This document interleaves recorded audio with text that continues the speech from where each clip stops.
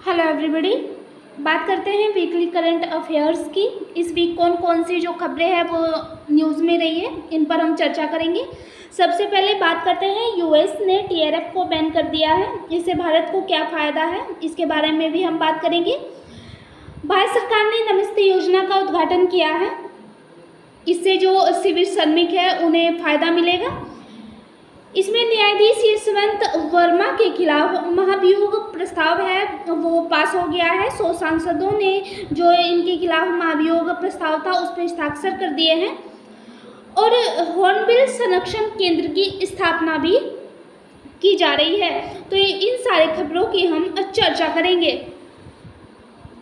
सबसे पहले बात कर लेते हैं टीआरएफ की। भारत ने अमेरिका द्वारा द रेजिडेंस जो फ्रंट टीआरएफ है उसके आधिकारिक रूप से विदेशी आतंकी संगठन एफटीओ और विशेष रूप से नामित वैश्विक आतंकी संगठन एसडीजीटी घोषित किए जाने के निर्णय का भारत ने समर्थन किया है। भारत ने यहाँ पे जो टीआरएफ है उस क्योंकि जो अमेरिका है उसने जो है इसे बैन कर दिया है, तो इस पर भारत ने समर्थन किया है अमेरिका का। इस पे अगर हम बात करें टीआरएफ की, तो पहलगाम हमले के बाद जो है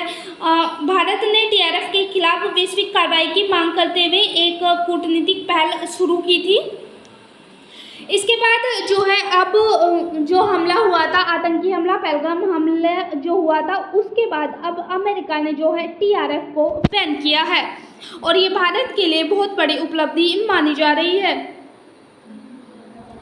अगर हम बात करें टीआरएफ की, टीआरएफ क्या है, तो टीआरएफ का गठन 2019 में अनुच्छेद जो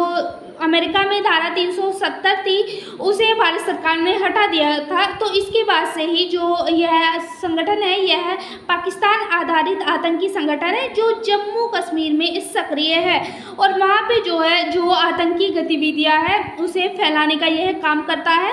अगर इसकी बात करें तो लश्कर-ए तैयबा का प्रॉक्सी संगठन इसे माना जाता है। जब से लश्कर-ए तैयबा जो है कमज़ोर पड़ा है तब से जो है ये जम्मू कश्मीर जैसे जो इलाके हैं वहाँ पर अपने जो आतंकी है उन्हें भेजने का काम और वहाँ पे जो है जो गतिविधियाँ है आतंकी गतिविधियाँ उन्हें तेज करने का काम जो है टीआरएफ ही करता है।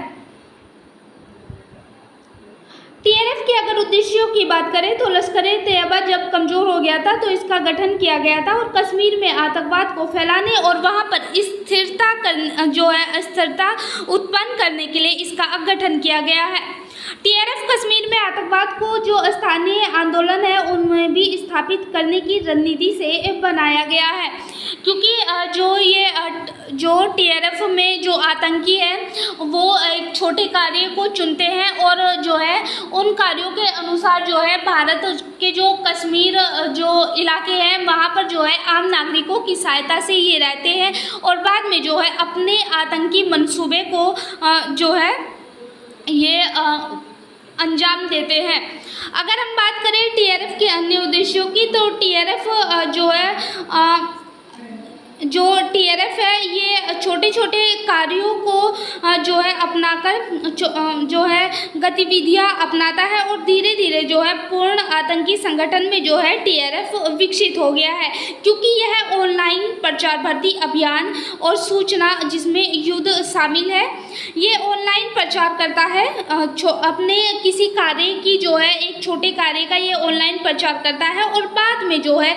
जो युवा है, अगर हम बात करें जम्मू कश्मीर की, तो जम्मू कश्मीर में ज़्यादातर जो युवा है ये उन्हीं युवाओं को जो है ये लालच देकर जो है अपने आतंकी संगठन में भर्ती करता है और बाद में इनका प्रयोग भारत के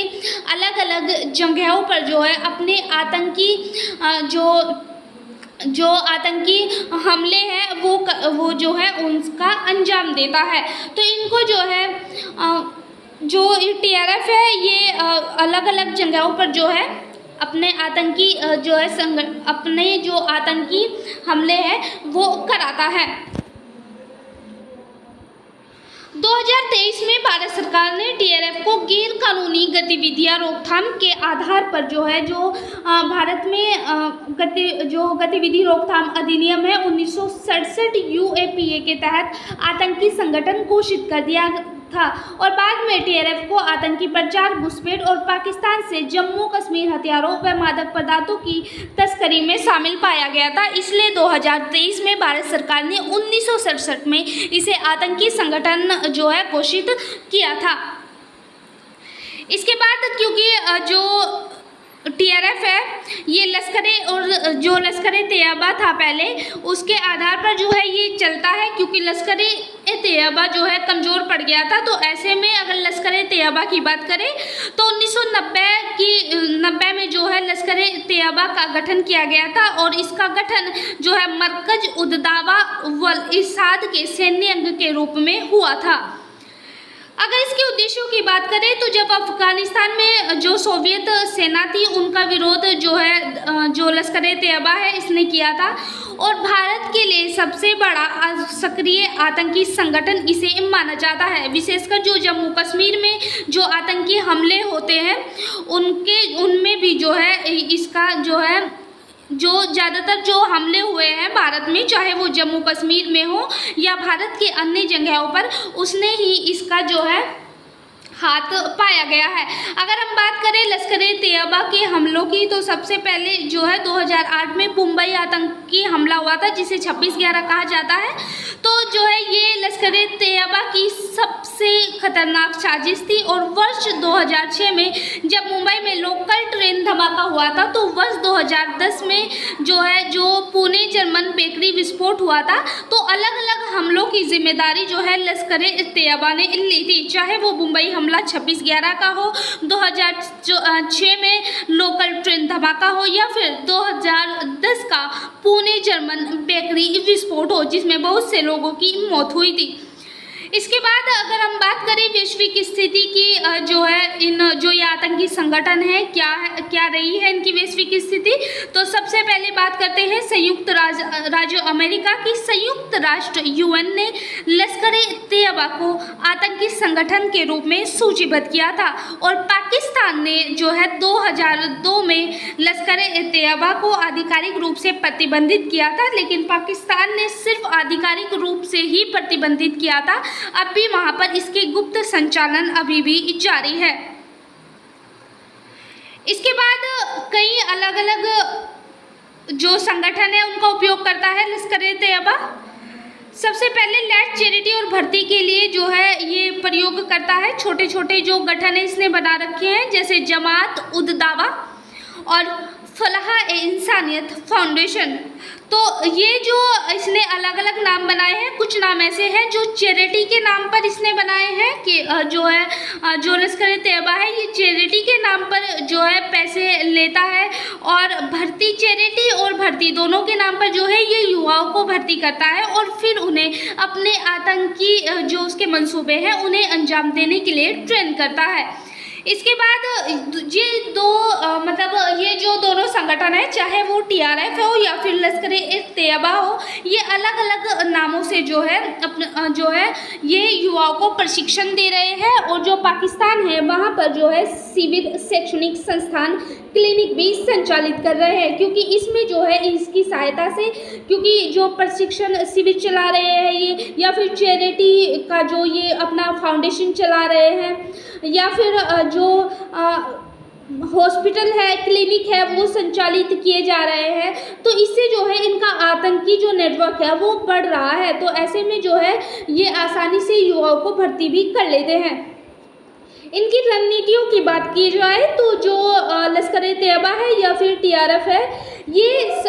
अपने आप को छुपाने और वहाँ पर स्थानीय समर्थन पाने के लिए, जिस तरह से हम देख सकते हैं ये जो है शैक्षणिक संस्थान चला रहे हैं, जैसे कि अगर हम बात करें तो जमात उद दावा, और अगर हम कुछ फाउंडेशंस की बात करें तो फलाह-ए-इंसानियत फाउंडेशन। तो ऐसे में जो है अलग अलग गतिविधियों के साथ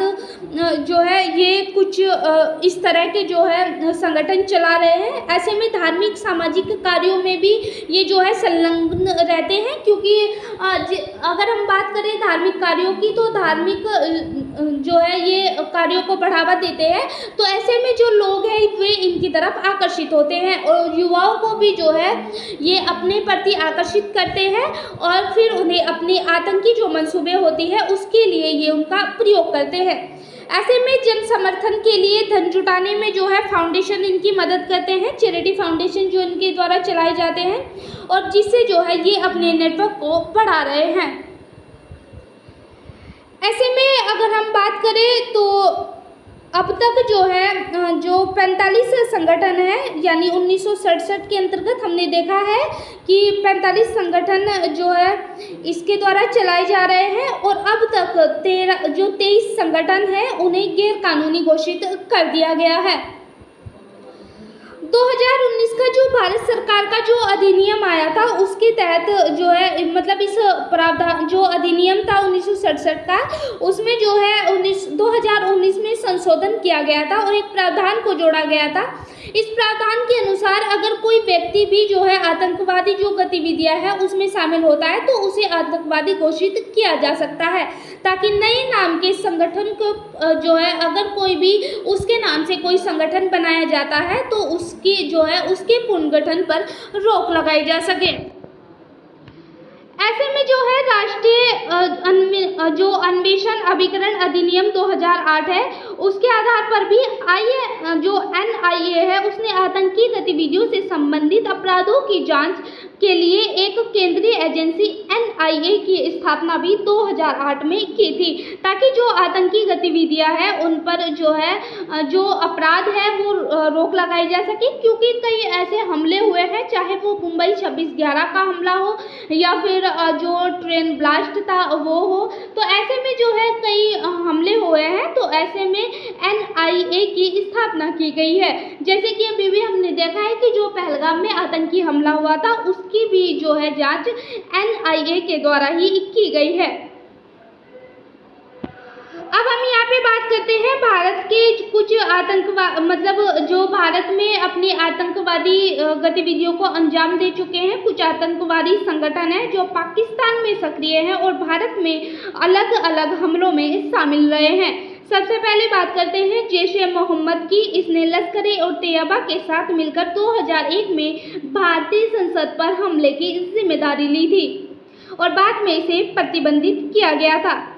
इसके बाद बात करते हैं हरकत-उल-जिहाद इस्लामी की। इसने सोवियत सेना के खिलाफ अफगानिस्तान में लड़ने के लिए जो है इसे गठित किया था और बाद में भारत के विरुद्ध इसने गतिविधियां शुरू की थी, चाहे वो पाकिस्तान जो अफगानिस्तान, बांग्लादेश और भारत में जो है इसके जो संगठन है ये सक्रिय है और कश्मीर को पाकिस्तान में मिलाना इसका सबसे बड़ा उद्देश्य है। इसके बाद है जो मुजाहिदीन है, मुख्य रूप से जो है जो पाकिस्तान से जो अधिकृत कश्मीर है वहाँ पे जो है ये सक्रिय है और वहाँ के कुछ शहरों को ये संचालित करता है। इसके बाद है हिजब-उल-मुजाहिदीन जो है ये पाकिस्तान की सबसे बड़ी इस्लामी राजनीतिक पार्टी का सैन्य अंग है, जम्मू कश्मीर में सक्रिय है और सबसे बड़े पुरानी आतंकी संगठन है उनमें से एक है। इसके बाद है अल-कायदा, मुख्य रूप से पूर्व संघीय प्रशासनिक जनजातीय क्षेत्र है FATA या फिर कराची और अफगानिस्तान में जो है ये संचालित है और इसने भी कई आतंकवादी गतिविधियों को अंजाम दिया है। तो जो TRF है ये, क्योंकि हम देख सकते हैं पहले जो है जो आतंकवादी संगठन है वो भारत में बैन है, भारत में पूरी तरह से प्रतिबंधित है, तो ऐसे में जो है अलग अलग जो अधिनियम है वो उसमें भी संशोधन किए हैं भारत सरकार ने। अब जो US ने पहलगाम हमले के बाद TRF को जो है गैरकानूनी जो है मतलब इस पर बैन लगा दिया गया है और आतंकवादी संगठन इसे घोषित कर दिया गया है, तो ऐसे में भारत के लिए बहुत बड़ी उपलब्धि मानी जा रही है ये। तो अब बात करते हैं अपनी दूसरी न्यूज़ की, नमस्ते योजना। भारत सरकार ने नमस्ते योजना का जो है उद्घाटन किया है। नमस्ते का मतलब नेशनल एक्शन फॉर मैकेनाइज्ड जो सैनिटेशन इकोसिस्टम है। इसका 16 जुलाई के अवसर पर जो है सामाजिक न्याय और अधिकारिता जो राज्य मंत्री हैं उन्होंने वेस्ट पिकर के लिए हेल्पलाइन नंबर 14473 और सिविल व सेप्टिक टैंक श्रमिकों को वेस्ट जो पिकर है उन्हें पीपीई किट और आयुष्मान कार्ड वितरित किए हैं। तो यहाँ पे जो ये नमस्ते योजना है, इसके तहत जो है जो भारत सरकार है उसने जो शिविरों में जो सफाई कर्मी है वो काम करते हैं, तो उन्हें जो है किसी तरह की हानि ना पहुंचे, और वो जिस तरह से हम देख सकते हैं कि वे किसी भी अच्छे जो किट है या फिर जो ग्लव्स है उन्हें पहनकर वर्क नहीं करते हैं। वो अपने जो है नग्न हाथों से ही जो है मल उठाने का, कचरा उठाने का, कचरा बीनने का कार्य करते हैं। तो ऐसे में भारत सरकार ने उनकी सुरक्षा को देखते हुए नमस्ते योजना का उद्घाटन किया है। क्या है नमस्ते योजना? नमस्ते योजना नमस्ते योजना की बात करें तो नमस्ते योजना एक केंद्रित आधारित एक पहल है, मतलब केंद्र सरकार ने इसे शुरू किया है, जिसका उद्देश्य शिविरों व सेप्टिक जो टैंक है खतरनाक मैनुअल इन्वेस्टिगेटिंग को जो है समाप्त करना है, और यह योजना 2024 में शुरू की गई थी। अगर हम बात करें यहाँ पे जो सरकार के द्वारा ये चलाई गई है, तो इसको चलाने का सरकार का उद्देश्य यही है कि जो शिविरों को साफ करने वाले जो सफाई कर्मी हैं उनकी सुरक्षा को ध्यान में रखते हुए जो है ये जो मैकेनाइज्ड सैनिटेशन इकोसिस्टम है ये चलाया गया है। यहाँ पे अगर हम इसके उद्देश्यों की बात करें तो सिविल व सेफ्टी के टैंक जो श्रमिक है ऑन तथा वेस्ट जो पिकर है उन्हें औपचारिक रूप से संगठित करना और उन्हें और ज़्यादा सशक्त बनाना है, और उन्हें यांत्रिकृत स्वच्छता मानवमल या स्वच्छता कार्यकर्ता के साथ सीधे संपर्क बनाना है। यहाँ पे भारत सरकार का कहना है कि अभी तक जो शिविरों को साफ करते थे यानी जो सफाई कर्मी थे उन्हें अब जो है यंत्रों का प्रयोग करके जो है मतलब सफाई करनी होगी, और जो है इन्हें सीधा स्वच्छता कार्यकर्ता के साथ जोड़ा जाएगा, और उनकी स्वच्छता जो सुरक्षा है उसको ध्यान में रखते हुए जो है इनके कार्य को बढ़ावा देना होगा, और इन्हें सुनिश्चित करना होगा कि प्रशिक्षित और प्रमाणित जो कर्मी है उनको बढ़ावा दिया जाए, और आपातकालीन जो प्रतिक्रिया स्वच्छता में मतलब इनकी स्वच्छता में सुधार किया जाए, और स्वच्छता के क्षेत्र में सहायता समूह के गठन को भी प्रोत्साहित किया जाए। तो यहाँ पे भारत सरकार का कहना है कि अब इन्हें जो है हम जो ये स्वास्थ्य कर्मी है तो ऐसा नहीं लगना चाहिए कि ये जो है किसी भी तरह का जो है मतलब हम कह सकते हैं कि अगर कोई सफाई कर्मी है तो जो है वो जो है प्रशिक्षित भी हो सकता है, और जो है वो किसी भी तरह के मतलब सफाई के लिए जिस तरह से या फिर मल उठाने के लिए अपने नग्न हाथों का प्रयोग ना करें। और यहाँ पे भारत सरकार जो है जो यांत्रिकृत स्वच्छता यानी जो है यांत्रिकृत स्वच्छता से यहाँ पे मतलब है कि मशीनरी का प्रयोग वे सफाई के लिए करें। यहाँ पे जो है इनका जो उद्देश्य है, भारत सरकार का जो उद्देश्य है वो है मानव मल के सीधे संपर्क से रोकना और श्रमिकों को कुशल श्रमिकों में बदलना और स्वच्छता उद्यम को जो है बढ़ावा देना और देश भर में स्वच्छता कार्यों में जो शून्य मृत्यु है उसकी ओर अग्रसर करना। तो ऐसे में जो है जो भारत सरकार है वो अब जो शिविरों को साफ करने वाले श्रमिक हैं उनकी ओर ध्यान दे रही है। अब बात करते हैं मैनुअल स्क्वीजिंग क्या है। तो मैनुअल स्क्वीजिंग की बात करें तो हाथों से कूड़ा या मल को ढोने या फिर अन्य जो किसी भी अन्य जो सुरक्षा साधन है उनका बिना उपयोग किए और अपने नग्न हाथों से सार्वजनिक सड़कों जो शौचालय है मानव मल है उसे हटाने और सेप्टिक टैंक गटर एवं शिविरों की सफाई करने को मैनुअल स्क्वीजिंग कहते हैं। तो इस पर ही भारत सरकार ने जो है ध्यान दिया है और इस पर अब जो है जो पीपीई किट है उसे जो है वितरित किया है भारत सरकार ने। और अब जो है पीपीई किट है जो उसके साथ साथ जो है इनको जो है मशीनरी का प्रयोग करने के लिए भी भारत सरकार ने सलाह दी है। अब ऐसे में जो है मैनुअल स्क्वेंजर्स के रूप में रोजगार का निषेध और उन्हें पुनर्वास अधिनियम के तहत, यानी जो पुनर्वास अधिनियम था 2013, उसके तहत इसे जो मैनुअल स्क्वेंजर्स है उसे प्रतिबंधित किया गया है। तो जो मतलब जो ये हम कह सकते हैं मैनुअल स्क्वेंजिंग जो स्क्वेंजर्स था, ये एक तरह का जो है जो अमानवीय प्रथा थी, ये बहुत समय से जो है चलती आ रही है। तो इस पर जो है अब भारत सरकार ने रोक लगा दी है। अब यहाँ पे इसके जो है अगर हम बात करें तो इसके जो उद्देश्य हैं, उद्देश्यों में जो है शून्य मृत्यु दर थी जो वो बढ़ रही थी, तो इसे भी जो है शून्य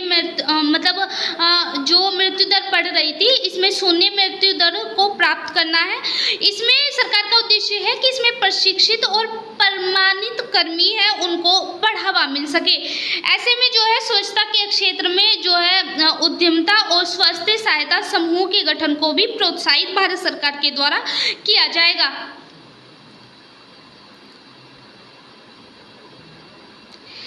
इसमें जो है अगर हम अन्य कुछ बातों की बात करें तो जो है सीवरों और सेप्टिक जो टैंक है उन्हें साफ करने वाले जो श्रमिक है उनको व्यक्तिगत सुरक्षा उपकरण पीपीई किट तथा सुरक्षा उपकरण जो है इस जो ये नमस्ते योजना है इसके तहत इन्हें जो है प्रदान करना है और इन सुरक्षा प्रशिक्षण देना और कौशल जो है मतलब सुनिश्चित करना है। मतलब प्रशिक्षण से यहाँ पे देने का मतलब है कि जो है इसमें अब जो प्रशिक्षित व्यक्ति है उन्हें जो है सफाई जो प्रशिक्षण है वो दिया जाएगा और कौशल जो अन्य कार्य है उनसे इन्हें जोड़ा जाएगा। इसमें आयुष्मान भारत प्रधानमंत्री जन आरोग्य योजना के तहत स्वास्थ्य बीमा, ताकि इन्हें जो है जो मतलब स्वास्थ्य बीमा है इसके तहत आयुष्मान कार्ड भी इन्हें दिए गए हैं, ताकि जो है किसी भी ऐसी कोई दुर्घटना इनके साथ हो जाती है तो ऐसे में जो है स्वास्थ्य बीमा के तहत ये अपना इलाज करवा सकते हैं। उपकरणों तक पहुंच और अग्रिम पूंजी अनुदान और अक्षमता निर्माण पहल जो स्वास्थ्य उद्यमता है उसे बढ़ावा देना इसमें शामिल है। इसमें कचरा बीनने वालों के लिए 2024 की अगर बात करें तो गणना और प्रोफाइलिंग जो आवश्यकता है, व्यक्तिगत सुरक्षा है जो पीपीई किट उसकी आपूर्ति इन्हें कराई गई है और कौशल विकास प्रशिक्षण है जो वो भी इन्हें दिया जाएगा। और आयुष्मान भारत प्रधानमंत्री जन आरोग्य योजना यानी जो आयुष्मान भारत कार्ड है वो भी इन्हें दिया गया है। अब बात करें मैनुअल स्क्वेजिंग से संबंधित जो इनके लिए योजनाएं हैं, यानी जो ये श्रमिक है सीवरेज टैंक को साफ करने वाले श्रमिक, तो ऐसे में जो है मैनुअल स्क्वेजिंग के तहत इनसे संबंधित कई योजना इनके लिए रखी गई है। सबसे पहले राष्ट्रीय सफाई कर्मचारी वित्त और विकास निगम, राष्ट्रीय गरिमा अभियान, स्वच्छ भारत मिशन 2.0, दीनदयाल अंत्योदय योजना, राष्ट्रीय शहरी आजीविका मिशन, सफाई मित्र सुरक्षा चुनौती, स्वच्छता अभियान ऐप, राष्ट्रीय सफाई कर्मचारी आयोग और स्वास्थ्य उद्यमी योजना। तो इनके तहत जो इनके लिए कई योजनाएं भारत सरकार ने जो है मैनुअल स्क्वेजिंग के तहत चलाई है। अब बात करते हैं अपनी अगली न्यूज़ की, न्यायाधीशों पर महाभियोग। क्या है न्यूज? न्यायमूर्ति यशवंत वर्मा के खिलाफ 100 से अधिक सांसदों ने जो महाभियोग प्रस्ताव पेश हुआ था संसद में उस पर जो है उसे लाने के लिए नोटिस पर हस्ताक्षर कर दिए हैं। ऐसे में जो है जो यह प्रस्ताव है एक न्यायिक पैनल द्वारा 2025 में जो आग लगी थी, मतलब जो यशवंत वर्मा थे इनके आवास पर आग लग गई थी तो वहाँ पर जो है नोट भी जलाए गए थे। तो इस मामले में न्यायाधीश वर्मा के खिलाफ आरोप जो है लगने के बाद यह निर्णय लिया गया था। यशवंत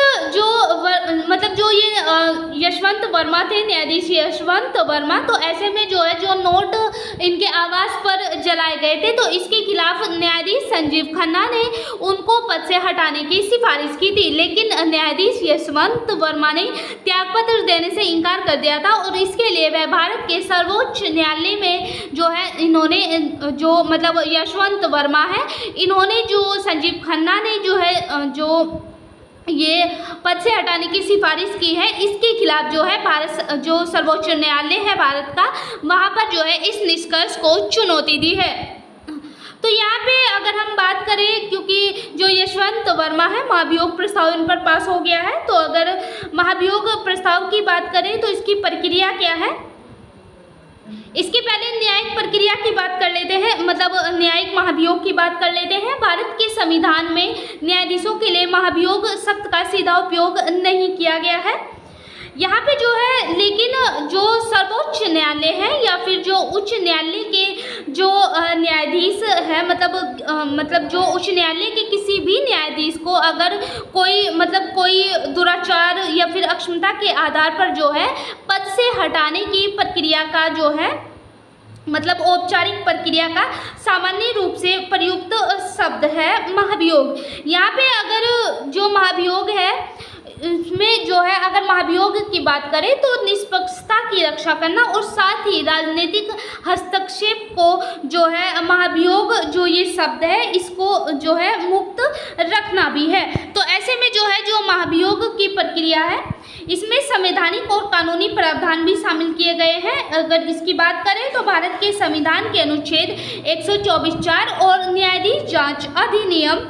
जो 1968 है सर्वोच्च न्यायालय के न्यायाधीशों को पद से हटाने की प्रक्रिया के लिए एक जो है मतलब एक ढांचा प्रदान करता है और अनुच्छेद 218 इन प्रावधानों को उच्च न्यायालय के न्यायाधीशों पर जो है लागू करता है।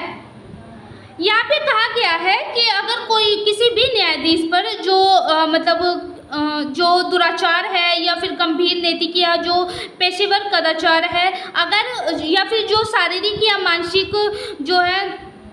कारण है जो या फिर वे अपने कार्यों का अच्छी तरह से निष्पक्षता के साथ जो है कार्य निर्वहन नहीं कर रहे हैं, तो ऐसे में जो है इस आधार पर यानी जो महाभियोग की प्रक्रिया है इसके आधार पर जो है उन्हें हटाया जा सकता है।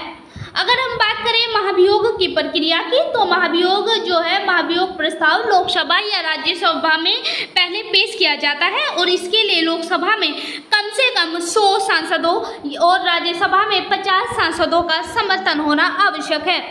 इसके लिए जो लोकसभा के अध्यक्ष और राज्यसभा के जो सभापति हैं उनके द्वारा भी इसे स्वीकार किया जाए तभी यह प्रस्ताव आगे बढ़ सकता है। इसमें जो है अगर इसकी जो ये प्रस्ताव है इसके आधार पर जो है जांच समिति बनाई जाती है। जांच समिति जो इसकी बनाई जाती है अधिनियम 1968 के तहत जो है न्यायाधीश जांच अधिनियम कहा जाता है। इसके तहत जो है जांच समिति गठित की जाती है और इसमें 3 सदस्य जो है होते हैं, यानी 3 सदस्य समिति जो है ये होती है। इसमें सर्वोच्च न्यायालय के जो सर्वोच्च न्यायालय है उसके न्यायाधीश, भारत के मुख्य न्यायाधीश और उच्च न्यायालय के मुख्य न्यायाधीश और जो प्रख्यात न्यायविद है वो बीच में शामिल होते हैं और यह समिति जो आरोपी है उसकी न्यायिक जांच करती है। इसमें जो है इसके बाद अगर हम बात करें तो जो है इसके बाद समिति की रिपोर्ट जो है संसद में जाती है और इस पर संसदीय बहस होती है। समिति अपनी जांच रिपोर्ट सदन को सौंपती है और उसके बाद महाभियोग के प्रस्ताव की शुरुआत होती है। यदि न्यायाधीश पर जो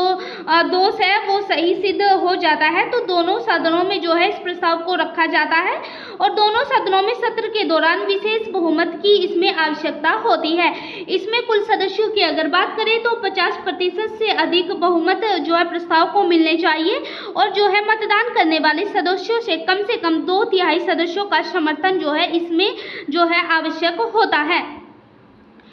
इसके बाद जो है अगर बात करें तो जो है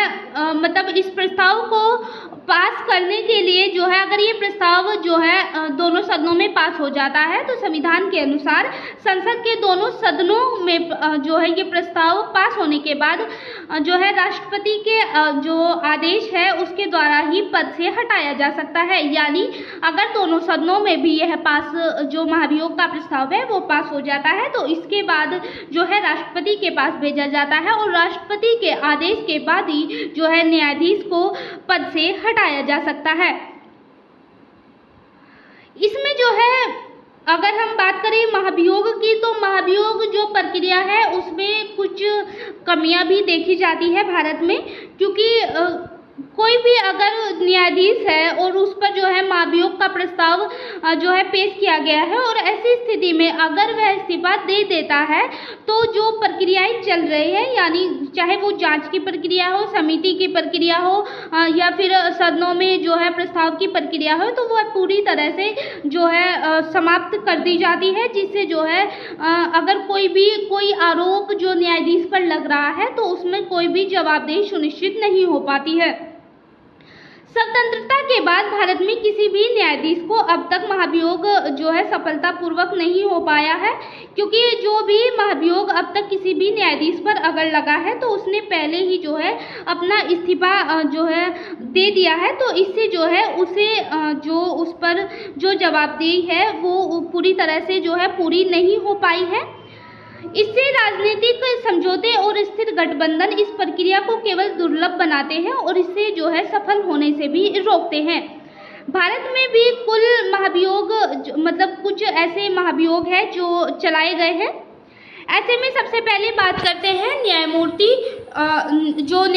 वी रामास्वामी थे, 1993 थे, सर्वोच्च न्यायालय के पहले न्यायाधीश थे जिनके खिलाफ महाभियोग प्रस्ताव पारित हुआ था। और इस समिति ने ये समिति थी, पहले जो 3 सदस्यीय समिति थी, उन्होंने धन के दुरुपयोग का इन्हें दोषी पाया गया था, लेकिन लोकसभा में जो है सदस्यों के जो मतदान है अनुपस्थिति रहने के कारण इनका जो प्रस्ताव था वो पारित नहीं हो पाया था। इसके बाद अभी हमने देखा है कि अगर वो इस्तीफा दे देता है या फिर जो जो इसमें मतदान करते हैं, यानी जो सदस्य हैं दोनों सदनों के, अगर वो इसमें मतदान नहीं करते हैं तो जो है प्रस्ताव पारित नहीं हो पाता है। इसके बाद है न्यायमूर्ति सौमित्र सेन, 2011 में जो है इन पर आरोप लगे थे और इन पर धन के गबन का आरोप था। राज्यसभा ने महाभियोग प्रस्ताव पारित किया था, लेकिन लोकसभा में पहुंचने से पहले ही इन्होंने इस्तीफा दे दिया था, जिससे इनके जवाबदेही सुनिश्चित नहीं हो पाई थी। तो ये जो महाभियोग की प्रक्रिया है वो अभी जो न्यायमूर्ति यशवंत वर्मा पर महाभियोग चलाया जा रहा है, हालांकि इन्होंने अभी जो महाभियोग प्रस्ताव आया है इस पर जो है सर्वोच्च न्यायालय में इसको चुनौती दी है, लेकिन जो है इसमें जो महाभियोग की भारत में प्रक्रिया है इसमें जो है अगर न्यायाधीश कार्रवाई के दौरान इस्तीफा दे देता है तो उस पर कोई भी कार्रवाई जो प्रस्ताव है वो रुक जाता है। तो ऐसी स्थिति में जो है कोई भी जवाबदेही सुनिश्चित नहीं हो पाती है। तो ऐसे में अब देखना होगा कि जो न्यायाधीश यशवंत वर्मा पर जो महाभियोग का प्रस्ताव पेश किया गया है उसमें आगे क्या निष्कर्ष आता है उच्च न्यायालय का। संविधान के अनुसार अगर हम बात करें तो संविधान के अनुसार अभी हमने देखा है सदनों के दोनों सदनों के द्वारा प्रस्ताव के आधार पर किसी न्यायाधीश को राष्ट्रपति के आदेश पर ही जो है उसे हटाया जा सकता है। अब बात करते हैं हॉर्नबिल संरक्षण केंद्र की। जो सरकार है जो ये हॉर्नबिल संरक्षण केंद्र है वो शुरू किए जा रहे हैं। इसमें जो है सरकार है हॉर्नबिल जो पक्षी है उसके संरक्षण की बात कर रही है सरकार। खबर क्या है ये हम इसमें पढ़ेंगे। इसमें जो है जो तमिलनाडु सरकार है अन्नामलाई टाइगर रिजर्व है जो उसमें हॉर्नबिल संरक्षण के लिए जो है भारत का पहला उत्कृष्ट केंद्र स्थापित करने की घोषणा की है। यहाँ पे जो है इस पर सबसे बड़ा जो ध्यान केंद्रित सरकार ने किया है अन्नामलाई टाइगर रिजर्व में तमिलनाडु सरकार ने यहाँ पर जो है जो प्रजातियों पर ध्यान केंद्रित किया है। इसमें जो है जो पश्चिमी घाट में पाई जाने वाली 4 प्रजातियां हैं, great hornbill, Malabar pied hornbill और जो मालाबार ग्रे हॉर्नबिल है और जो इंडियन ग्रे हॉर्नबिल है उसके संरक्षण पर जो अन्नामलाई टाइगर रिजर्व है वो केंद्रित होगा। इसमें जो है इसके विस्तार की अगर बात करें तो इस परियोजना का जो विस्तार है वो अन्नामलाई टाइगर रिजर्व ATR से होगा और इसका विस्तार जो है कलक्कड़ मुंडनथ्रोई टाइगर रिजर्व है और सत्यमंगलम टाइगर रिजर्व और कन्याकुमारी के कुछ हिस्सों तक जो है इसका विस्तार किया जाएगा। यहाँ पे जो है अगर हम बात करें तो मतलब जो व्यापक संरक्षण जो रणनीति है सरकार की, तो यहाँ पे जो है जो डुडोंग संरक्षण रिजर्व है, नीलगिरी जो तहत परियोजना है, मतलब हम वहाँ पे देख सकते हैं कि सिलेंडर लोरिस संरक्षण केंद्र और AI संचालित हाथी संरक्षण के बाद यह तमिलनाडु की संरक्षण यात्रा में जो है बहुत ज़्यादा महत्वपूर्ण साबित हो सकता है।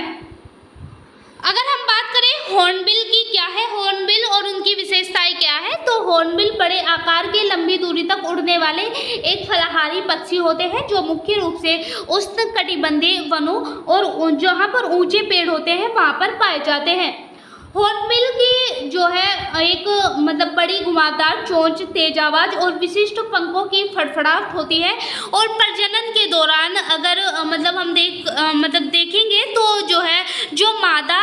पक्षी होते हैं यानी जो मादा हॉर्नबिल होती है वो पेड़ की गुहा को बंद कर देती है और एक संकरी दरार से जो है जो मतलब अन्य हॉर्नबिल होता है वो भोजन जो है एक संकरी दरार से पहुंचाता है। यहाँ पे जो है जो हॉर्नबिल है उसकी भारत में जो है 9 प्रजातियाँ पाई जाती है, जिसे 4 प्रजातियाँ पश्चिमी घाटों में मिलती है, जिसे 9 प्रजातियाँ जो हॉर्नबिल की वो पाई जाती है और पश्चिमी घाटों में इसकी मतलब हम कह सकते हैं कि ज़्यादातर जो 4 प्रजातियाँ हैं वो पाई जाती है। ग्रेट हॉर्नबिल का जो नारकोडम हॉर्नबिल है वो नारकोडम द्वीप में स्थानिक है और हॉर्नबिल जो है बीज है वो उसे फैलाने का कार्य करता है और इसे बीज फैलाने में सबसे प्रमुख पक्षी माना जाता है, इसलिए इसे वनों का किसान भी कहा जाता है। अगर हम बात करें तो यह क्रिस्टन प्रजाति के रूप में भी कार्य करता है। इनके बिना पारिस्थितिकी तंत्र का संतुलन बिगड़ सकता है, क्योंकि हम बात करें तो जो है अगर हमने अभी देखा है कि इसे वनों का किसान कहा जाता है क्योंकि जो है बीज फैलाने में यह एक प्रमुख जो है पक्षी माना जाता है। तो ऐसे में जो है प्रमुख पक्षी माने जाने के जो है अनुसार ही जो है, क्योंकि हम देख सकते हैं कि ये एक जगह से दूसरी जगह जाता है, तो ऐसी स्थिति में जो है ये जो है जो पेड़ पौधों के बीज होते हैं उन्हें एक जगह से दूसरी जगह डालता है, जिससे जो है पारिस्थितिकी तंत्र का संतुलन बना रहता है। अब बात करते हैं अन्नामलाई टाइगर रिजर्व की। अन्नामलाई टाइगर रिजर्व यह तमिल के 4 टाइगर रिजर्वों में से एक है और यह दक्षिणी पश्चिमी घाट का एक हिस्सा है। अगर इसकी बात करें तो 2003 में अन्नामलाई परबिकुलम एलिफेंट रिजर्व, अन्नामलाई परबिकुलम का मतलब जो अन्नामलाई जो टाइगर रिजर्व है ये 2003 में अन्नामलाई परबिकुलम एलिफेंट रिजर्व का हिस्सा बनाया गया था और यह अगर हम बात करें तो चीन के पवित्र अभयारण्य और दक्षिणी पश्चिम में जो एराविकुलम नेशनल पार्क है और परम्बिकुलम टाइगर रिजर्व है वो मतलब इससे घिरा हुआ है। यह रिजर्व केरल के नेनमारा, वाजचल, मयूत्तर और मयूर ओकरर वनों से आकर्षित हुआ है। अगर इसकी बात करें तो इसकी सुरक्षित पाई जाने वाली माउंटेन साइट्स में अमरावती, उडमप्लेट, पोलाची जिसे कहा जाता है, उलेंडी और वलपराई आदि शामिल है। इसमें अगर विविधताओं की बात करें यानी जो अन्नामलाई टाइगर रिजर्व है इसकी विविधताओं की बात करें तो इसमें जो है 3400 से अधिक आबादी वाले 6 जिलों में रहने वाले लोगों की संख्या जो है 46,000 से अधिक है। इनमें कादर, मंगलसर, मलमसर, पुलियार, मुड़वर, एरावलान शामिल है। और इसमें अगर वनस्पति की बात करें तो वनस्पति में इसमें मतलब सदाबहार वन जो आर्द्र सदाबहार वन जिन्हें हम कहते हैं वो पाए जाते हैं, जैसे मोंटाने घास के मैदान, नम पर्णपाती वन, शुष्क पर्णपाती जो कंटनेदार वन होते हैं यानी जो कांटेदार वन होते हैं और दलदल मतलब इसमें शामिल है। अगर हम जीव जंतु विविधताओं की बात करें तो यहाँ पे पाए जाने वाले प्रमुख स्तनधारी एशियाई हाथी जो चित्तीदार हिरन है, बार्किंग हिरन है, माउस हिरन है, गोर या फिर नीलगिरी बाघ मतलब नीलगिरी तहत जो बाघ है वो इसमें शामिल है। तमिल में संरक्षित क्षेत्र है, जैसे Mudumalai tiger reserve, Kalakkad Mundanthurai tiger reserve, Sathyamangalam tiger reserve जिन्हें अभी हमने देखा है, जिसमें हॉर्नबिल संरक्षण को जो है रखा गया है, नीलगिरी बायोस्फीयर रिजर्व, मुक्तिकोटि उद्यान राष्ट्रीय उद्यान, समुद्री राष्ट्रीय उद्यान, मन्नार की खाड़ी और गुइंडी नेशनल पार्क इसमें शामिल है। तो जो इसमें अलग अलग जो है इसमें पार्क इसमें शामिल है। तो जो अन्नामलाई टाइगर रिजर्व है वो बहुत ज़्यादा महत्वपूर्ण है और अब इसे जो है हॉर्नबिल के लिए संरक्षण जो है मतलब संरक्षित किया जा रहा है। तो जो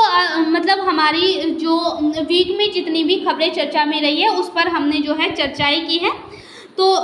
ये हमारी वीकली करंट अफेयर्स थी। Thank you so much.